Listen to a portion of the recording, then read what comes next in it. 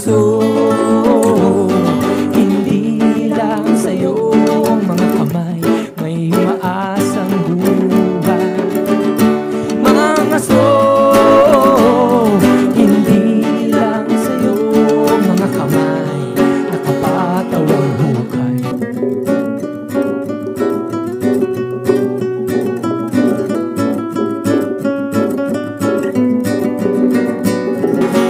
Ako'y nangangaso sa kagubatan nang makita ko ang nawawalang palaso.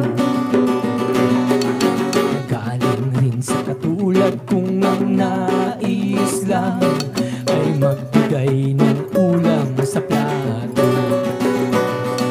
Isang baboy ramo, ang dooy nakahimlay at ang kanyang butot lamay nakaladlay.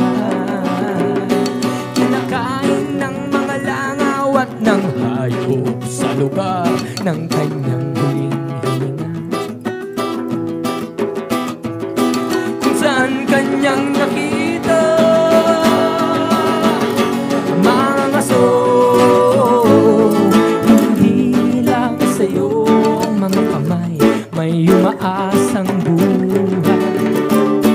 Mga aso, hindi lang sa'yo ang mga kamay nakapatawang hukay.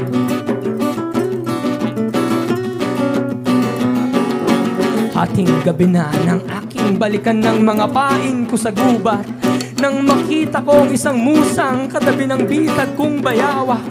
Sa puno ng kape niakma ko at binatak, ang goma ng tilador sa kamay ko'y pinatag. Pinitawan ng bato na nakabalot sa balat, tumilabo ng bala ng walang pamapamagat. Tinamaan ko ang musang at ito'y pumatak, katabi ng paikas at ng tatlo nitong anak. At nang akin silang lapitan, sila'y nagtakbuhan. Hindi nila malaman kung ano ang susuutan.